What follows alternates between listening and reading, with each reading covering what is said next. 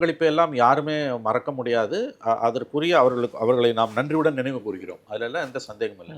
ஆனா இந்த படத்தோட நோக்கம் அந்த உயரிய முன்னால வைக்கிறதுன்றத அது விஜய் இவர்களுக்கு திமுகவுக்கு தேர்தல் போட்டியாளராக வந்த காரணத்தால், குறிப்பாக உதயநிதி ஸ்டாலினுக்கு அவர் ஒரு போட்டியாளராக உருவெடுத்திருக்க காரணத்தால், படம் வந்து மிகப்பெரிய எதிர்பார்ப்புக்கிடையே வருகிற காரணத்தால், அவர் சந்திக்க போகிற முதல் தேர்தலில் ஜனநாயகன் படம் அவருடைய கடைசி படம் மிகப்பெரிய பங்களிப்பை உண்டாக்கும்.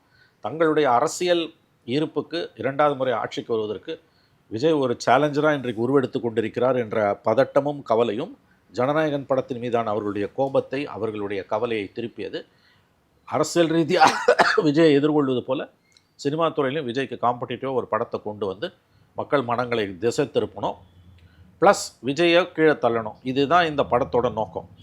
இதில் வந்து ஏற்பட்டிருக்கக்கூடிய சில பிழைகள் என்று நீங்கள் சொல்லுவதில் அவை பிழைகளான்னு எனக்கு தெரியாது.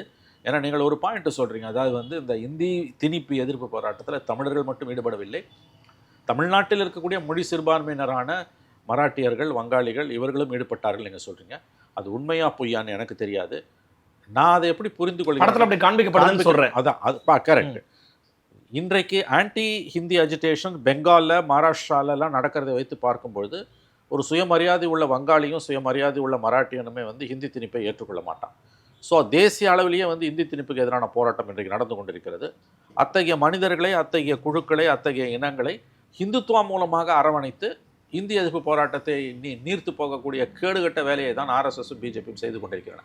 ஆகவே வரலாற்று ரீதியாக மற்ற மொழி பேசக்கூடிய சிறுபான்மையினருக்கும் இதில் பங்கு இருக்கிறது என்பதை நான் ஒப்புக்கொள்கிறேன். ஏன்னா 60 ஆண்டுகளுக்கு முன்பு எப்படி இருந்தாலும் இன்றைக்கு அவர்களும் நம்மோட இன்னைக்கு ஜாயின் பண்ணியிருக்காங்க. அந்த போராட்டங்கள் நாடு முழுவதுமே நடந்து கொண்டு தான் இருக்கிறது. ஆகவே ஒரு படம் என்கின்ற முறையில் வந்து இது அவ்வளோதான், ஒரு மெசேஜை சொல்லுது.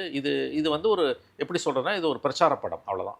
பட் ஆனால் திராவிட கொள்கைகளையும் நம்முடைய மற்ற இன ரீதியாக, மொழி ரீதியாக, பண்பாடு ரீதியாக நம்ம வந்து ரொம்ப தனித்துவமாக இயங்கிக்கிட்டு இருக்கோம். ஏன்னா படங்களுடைய பல காட்சிகளில் காங்கிரஸ் பாஜக ஒன்றியத்தை தான் வந்து உணர்த்தும் விதமாக இருந்துச்சு. ஏன்னா இயல்பாக அந்த டைமில் காங்கிரஸ் தான் மத்தியில் ஆட்சியில் தான் வச்சுக்கோங்களேன்.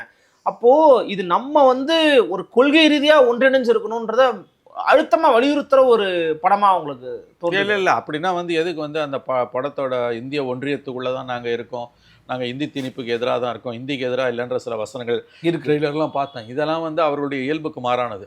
அதாவது நான் சொல்கிறேனே அவர்கள் இது தெளிவாக விஜயை மட்டம் தட்டுறதுக்கு, விஜய் அரசியலை கவுண்டர் பண்ணுறதுக்கு இந்த இஷ்யூவை கையில் எடுத்தாங்க.